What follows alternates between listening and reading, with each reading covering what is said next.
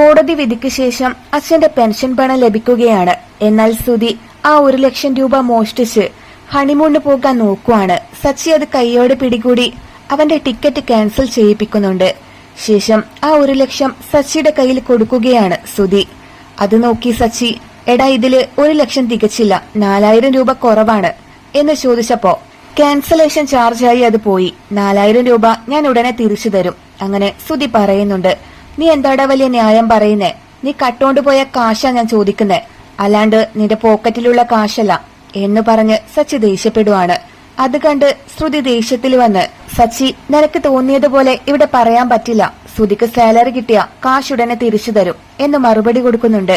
ഇവന്റെ വാക്ക് വിശ്വസിക്കാൻ പറ്റില്ല, അതുകൊണ്ട് കാശ് തരാമെന്ന് ഇവൻ പറയുന്ന വീഡിയോ ഞാൻ എടുക്കും. ഇവൻ കാശ് മോഷ്ടിച്ച് പോകുന്ന ക്രിമിനലാണ്, അതുകൊണ്ട് എവിഡൻസ് വേണം, പെട്ടെന്ന് പറയ് എന്ന് പറഞ്ഞ് സച്ചി ക്യാമറ ഓൺ ചെയ്യുകയാണ്. ദേഷ്യം വന്ന ശ്രുതി, സച്ചി സ്റ്റോപ്പ് ഇറ്റ് എന്ന് പറഞ്ഞ് അത് തടയുന്നുണ്ട്. ഇപ്പൊ എന്തിനാടി നീ സ്റ്റോപ്പ് ഇറ്റ് പറഞ്ഞത്, ഞാൻ എന്താ വണ്ടിയാണോ ഓടിക്കുന്നേ എന്ന് ചോദിക്കുവാണ് സച്ചി. നിന്റെ വിരട്ടലൊന്നും എന്റെ അടുത്ത് എടുക്കണ്ട സച്ചി, നീ ശ്രുതിയെ ഒരുപാട് ഇൻസൾട്ട് ചെയ്യുന്നു. ശ്രുതിയുടെ അച്ഛന്റെ കാശ് അവൻ തിരിച്ചു കൊടുത്തോളും, നീ എന്തിനാ ചോദിക്കുന്നേ? ഈ വീട്ടിൽ എല്ലാരും നിന്നെ അനുസരിച്ച് ജീവിക്കണോ? അതിനെല്ലാ ചെലവും നീയാണോ ചെയ്യുന്നത്? അങ്ങനെ ശ്രുതി സച്ചിക്ക് നേരെ വന്ന് ചോദിക്കുന്നുണ്ട്. അതിഷ്ടപ്പെടാതെ രേവതി, അതെടി എന്റെ ഭർത്താവ് തന്നെയാ ഈ വീട്ടിലെ ചെലവ് മൊത്തം വഹിക്കുന്നത് എന്ന് മറുപടി കൊടുക്കുന്നുണ്ട്. അപ്പോഴേക്കും ചന്ദ്രമതി ഓടി വന്ന്, എന്താണ് നീ പറഞ്ഞത്, നിന്റെ ഭർത്താവാണോ ഈ കുടുംബത്തിലേക്ക് സമ്പാദിച്ചു കൊണ്ടുവരുന്നത് എന്ന് ചോദിക്കുമ്പോ, എന്റെ ഭർത്താവിന് ഒരുപാട് ലോണും കടമൊക്കെയുണ്ട്, എന്നിട്ടും അദ്ദേഹം ഈ വീട്ടു ചെലവിന് കാശ് തരുന്നില്ലേ? അതറിഞ്ഞല്ലേ ശ്രുതി എന്തിനാ ഇങ്ങനെ ചെലവ് ചോദിക്കുന്നേ എന്ന് രേവതി പറയുവാണ്. ഇപ്പൊ എന്താടി, നിനക്ക് കാശല്ലേ വേണ്ടത്, നിക്ക്. അങ്ങനെ പറഞ്ഞ് ശ്രുതി റൂമിലേക്ക് ഓടി പോവാണ്. ശേഷം അവളുടെ ബാഗിൽ നിന്ന് കാശെടുത്ത്, ഇതാ നിന്റെ കാശ് എന്ന് പറഞ്ഞ് സച്ചിക്ക് കൊടുക്കുന്നുണ്ട്. അപ്പൊ കാശുണ്ടായിട്ടും നീ തരാതിരിക്കുന്നതാണല്ലേ? അച്ഛാ, ഇവരുടെ മുറിക്കകത്തെ നിറയെ ഖജനാവാണ് എന്ന് പറഞ്ഞ് സച്ചി അത് വാങ്ങിക്കുന്നുണ്ട്. ഇത് അച്ഛന്റെ കയ്യിൽ വെച്ചാ മതി, അച്ഛ ഇത് വാങ്ങിക്ക്, ഭദ്രമായി സൂക്ഷിക്കണം എന്ന് പറഞ്ഞ് സച്ചി അത് അച്ഛന് നേരെ കൊടുത്തപ്പോ അച്ഛൻ അത് വാങ്ങിക്കാതെ നീ അമ്മയുടെ കയ്യിൽ കൊടുക്കാൻ ആവശ്യപ്പെടുകയാണ്. അത് കണ്ട് ചന്ദ്രമതിക്ക് ഒരുപാട് സന്തോഷാവുന്നുണ്ട്. അച്ഛൻ എന്തായി കാണിക്കുന്നേ, വീണ്ടും അമ്മയുടെ കയ്യിൽ തന്നെ കൊടുക്കാനോ? അങ്ങനെ സച്ചി ചോദിക്കുമ്പോ, നിന്റെ അമ്മയ്ക്ക് കല്യാണം നടത്തിയതില് കുറെ കടമുണ്ടടാ, അത് ചന്ദ്രയ്ക്ക് തന്നെ കൊടുത്തേക്ക് അങ്ങനെ അച്ഛൻ പറയുവാണ്. അങ്ങനെ സച്ചി ആ കാശ് ഒരിഷ്ടമില്ലാതെ ചന്ദ്രമതിയുടെ കയ്യിൽ തന്നെ കൊടുക്കുന്നുണ്ട്. ശ്രുതി തരാനുള്ള 4,000 തന്നില്ലേ, ഇനി വീട്ടു ചെലവിനുള്ള കാശ് ഞാൻ തരും, ഞങ്ങൾക്ക് ആരുടെയും ചെലവിൽ കഴിയേണ്ട ആവശ്യമില്ല, വേണമെങ്കിൽ നിങ്ങളുടെ വീട്ടു ചെലവിനുള്ള കാശും ഞങ്ങൾ തന്നോളാം എന്നൊക്കെ രേവതിയോട് പറയുന്നുണ്ട്.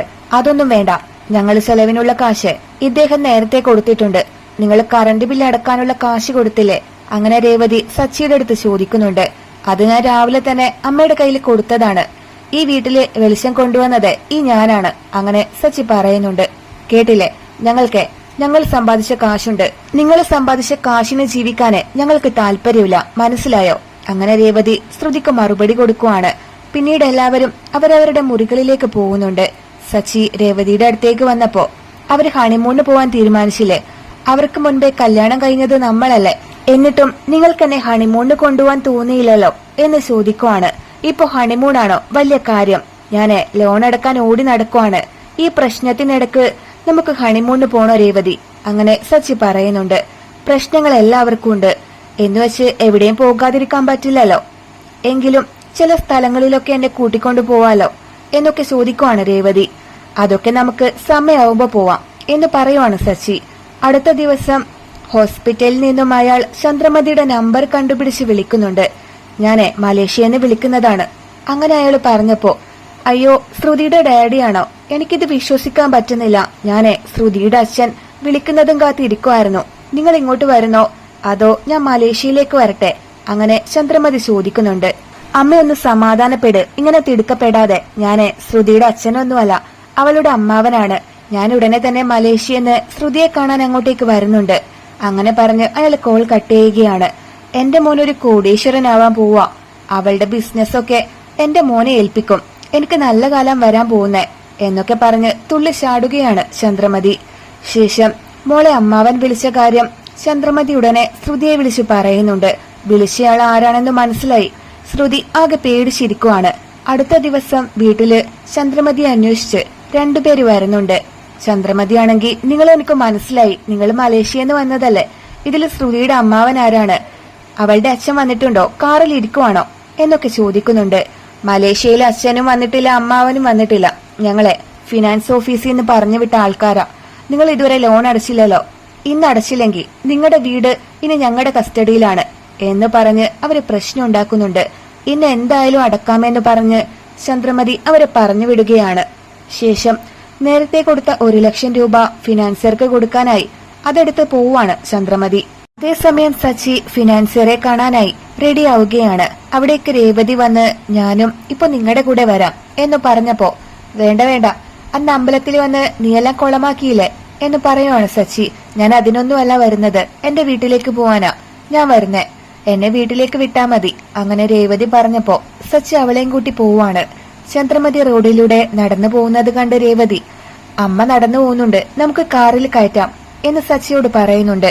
അതൊന്നും വേണ്ട, എല്ലാരെയും കയറ്റാൻ ഇതെന്താ, ഞാൻ ബസ്സാണ് ഓടിക്കുന്നേ, അവര് നടന്നു പോയാ മതി. അങ്ങനെ പറഞ്ഞ് സച്ചി കാർ എടുക്കുവാണ്. അതേസമയം റോഡില് പണം മോഷ്ടിക്കാതെ തന്നെ ചന്ദ്രമതി എല്ലാവരുടെയും മുന്നില് തന്നെ കള്ളനാക്കിയതും ഇൻസൾട്ട് ചെയ്തതും ഇതെനിക്ക് പൊറുക്കാനാവില്ല എന്നൊക്കെ രേവതിയുടെ ബ്രദർ തന്റെ ഫ്രണ്ടിന്റെ അടുത്ത് പറയുന്നുണ്ട്. പണം എടുക്കാതെ തന്നെ നിന്നെ അവര് കള്ളനാക്കിയില്ലേ, എന്നാലേ അവരെ ഒരു പാഠം പഠിപ്പിക്കണം എന്ന് പറഞ്ഞ ഫ്രണ്ട് ശരത്തിനെയും കൂട്ടി പോവാണ്. ചന്ദ്രമതി റോഡിലൂടെ കാശുമായി പോകുമ്പോ ഹെൽമറ്റ് ധരിച്ച് ശരത്ത് ബൈക്കിൽ വരുന്നുണ്ട്. ചന്ദ്രമതിയുടെ കയ്യിലുള്ള പണം തട്ടിപ്പറിച്ച് രേവതിയുടെ അനിയൻ പോവാണ്.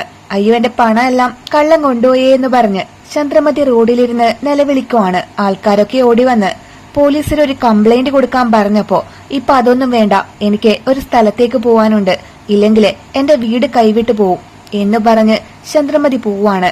ഫിനാൻസ് ഓഫീസിലെത്തി എന്റെ കയ്യിൽ തരാൻ ഒരു പണവുമില്ല, പണം എല്ലാം കള്ളം കൊണ്ടുപോയെന്ന് പറഞ്ഞ് കരയുവാണ് ചന്ദ്രമതി.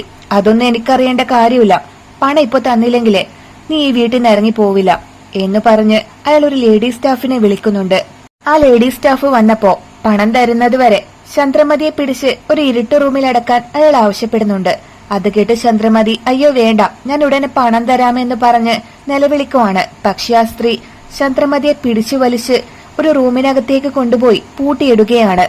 മോളെ, എന്നെ തുറന്നു വിട്, എന്റെ വീട്ടിൽ ഇതറിഞ്ഞ എന്റെ വില പോവും, ആരെങ്കിലും എന്നെ രക്ഷിക്കണേ എന്ന് പറഞ്ഞ് ചന്ദ്രമതി അലറി വിളിക്കുന്നുണ്ട്.